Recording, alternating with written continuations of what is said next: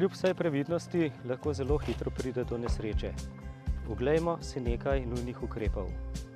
Najprej zavarujmo ponesrečenca pred dodatnimi poškodbami.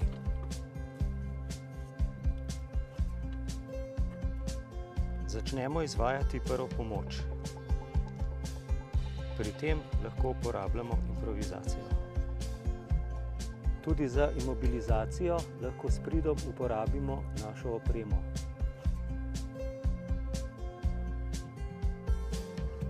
Z mobilnim telefonom pokličimo na številko 112. Povemo natančno mesto nesreče in vrsto poškodbe.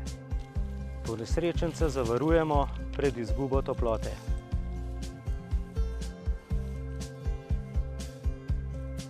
Pred prihodom helikopterja pospravimo vso opremo v nahrbtnik. Oblečemo živobarvna oblačila.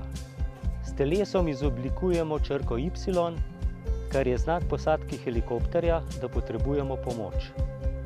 Ko je helikopter nad nami, zaščitimo ponesrečenca s svojim telesom pred pišem, ki ga povzroča elisa helikopterja.